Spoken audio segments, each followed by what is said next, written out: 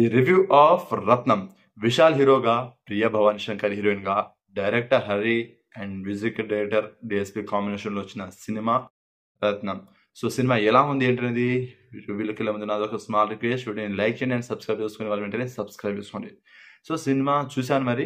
So main స్టోరీని reveal చేయను, spoil అవుతుంది. సో థియేటర్ లో చూసేటప్పుడు ఆ ఎక్స్పీరియన్స్ ని ఎంజాయ్ చేయలేరు. అందుకనే సినిమాలో ప్లస్ అండ్ మైనస్ మాత్రమే చెప్తాను. ప్లస్ పాయింట్స్, డిఎస్పి గారి మ్యూజిక్, బ్యాక్గ్రౌండ్ స్కోర్ బాగుంది అండ్ హీరోయిన్ కెమిస్ట్రీ బాగుంది అండ్ స్టోరీ పాయింట్ ఏదైతే ఉందో పర్లేదు, బాగానే ఉంది.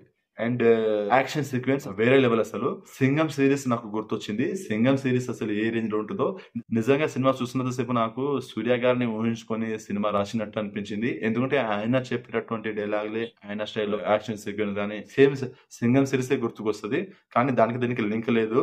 కానీ నాకు అలా అనిపించింది సినిమా చూసేటప్పుడు. సో అదొకటి బాగుంది.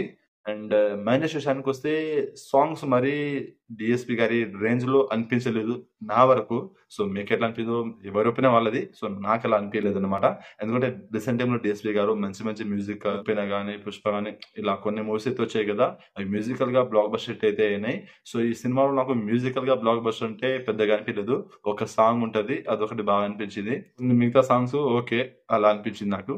తమిళ్ ఫ్లేవరే కనిపిస్తుంది, అదొక కొంచెం మైనస్ అనిపించింది.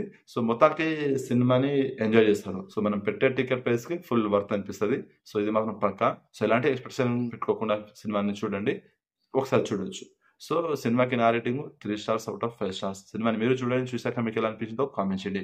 నా రివ్యూ కనుక మీకు నచ్చినట్లయితే వీడియోని లైక్ చేయండి, షేర్ చేయండి అండ్ సబ్స్క్రైబ్ చేసుకోండి.